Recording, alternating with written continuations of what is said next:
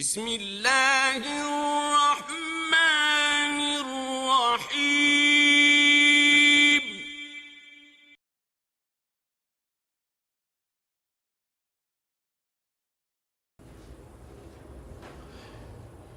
ہمیں ایک روایت ملتی ہے کہ ایک مرتبہ امام جعفر صادق علیہ السلام کی سواری کا جانور کھو گیا، گم ہو گیا،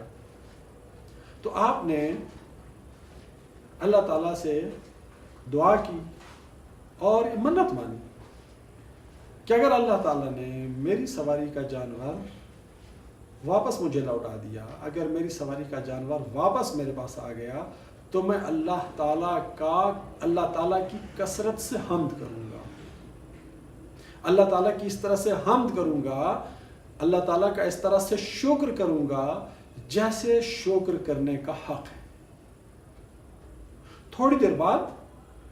آپ کی سواری کا کھویا ہوا جانور واپس آپ کے پاس آ گیا۔ آپ نے فرمایا الحمدللہ رب العالمین۔ آپ کے پاس ارد گرد جو افراد اس وقت موجود تھے ان میں سے ایک نے کہا کہ ابن رسول اللہ، آپ نے فرمایا تھا کہ اگر اللہ میری سواری کے اس جانور کو واپس مجھ تک پہنچا دے تو میں اللہ تعالیٰ کا اس طرح سے شکر کروں گا جیسے اس کا شکر کرنے کا حق ہے۔ آپ نے فرمایا تم نے سنا نہیں؟ میں نے الحمدللہ رب العالمین کہا۔ نتیجہ کیا نکلا کہ جب بھی آپ اللہ تعالیٰ کی کسی نعمت پر الحمدللہ رب العالمین کہتے ہیں تو گویا اس نعمت کا آپ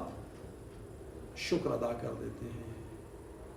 انسان در حقیقت اللہ تعالیٰ کی نعمتوں کا صحیح معنوں میں شکر ادا کرنے کی صلاحیت نہیں رکھتا، لیکن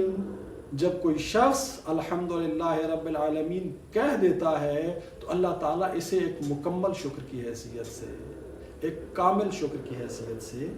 اسے اللہ تعالیٰ قبول فرما لیتا ہے۔ اسلامی آداب میں ہمیں بتایا گیا ہے کہ ہم اپنا رویہ یہ رکھیں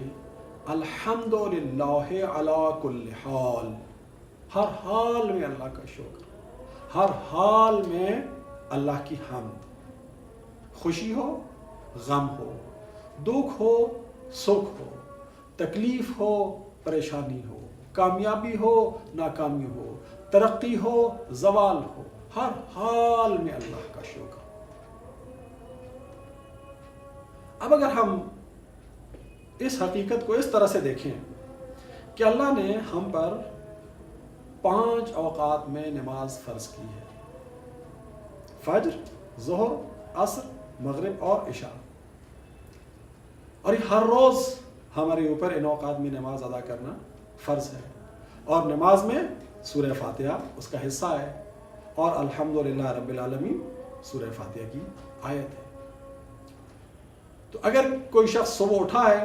رات چاہے اس نے خوشی میں گزاری ہے، چاہے تکلیف میں گزاری ہے، چاہے دکھ میں گزاری ہے، چاہے سکھ میں گزاری ہے، رات کو اسے کوئی بہت بڑی نعمت حاصل ہوئی ہے یا رات کو اس کا کوئی بہت بڑا نقصان ہوا ہے، کوئی بہت بڑا صدمہ ہوا ہے، کوئی بہت بڑا دکھ ہوا ہے،